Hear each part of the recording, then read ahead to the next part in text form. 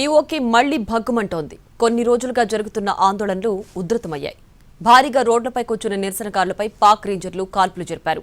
ఈ ఘటనలో ఒకరు చనిపోగా 14 మందికి గాయాలయ్యాయి. పాక్ ఆక్రమిత కశ్మీర్ మళ్లీ రగులుతోంది. ప్రభుత్వ అణచివేతకు వ్యతిరేకంగా పీఓకేలోని ముజఫరాబాద్, దద్యాల్లో నిరసనకారులు రోడ్లెక్కారు. దద్యాల్ మీర్పూర్ వంతెనపైకి భారీగా చేరుకున్నారు. దీంతో ఈ ప్రాంతంలో మరోసారి ఉద్రిక్త పరిస్థితులు ఏర్పడ్డాయి. పాక్ రేంజర్లు కాల్పులకు దిగారు.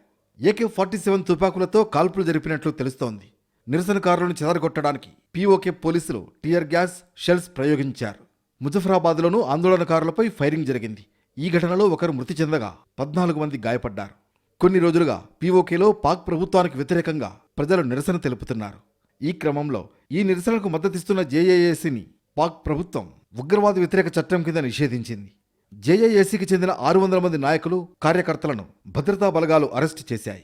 నిరసనకారులను అణచివేయడానికి పీఓకేలోకి వెళుతున్న నిత్యావసర సరుకులు, ఆహార పదార్థాలు, అత్యవసర మందులను ప్రభుత్వం అడ్డుకుంది. దీంతో సమాచార వ్యవస్థను పునరుద్ధరించాలని, ఆహారం, మందుల సరఫరాను అడ్డుకోవద్దని, నిర్బంధంలో ఉన్న తమ నాయకులను విడిచిపెట్టాలని, 38 పాయింట్ల ఒప్పందాన్ని అమలు చేయాలని కోరుతూ స్థానికులు రోడ్లపైకొచ్చారు. జాయింట్ అవామీ యాక్షన్ కమిటీ పిలుపు మేరకు ప్రజలు వీధుల్లోకి వచ్చి నిరసనలు తెలిపారు.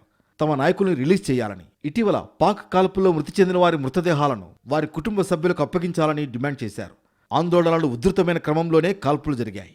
మొత్తానికి కొన్ని రోజులుగా పాక్ ఆక్రమిత కశ్మీర్ మండుతోంది. పాక్ సర్కార్కు వ్యతిరేకంగా జరుగుతున్న పోరాటం అంతకంతకు పెరుగుతోంది.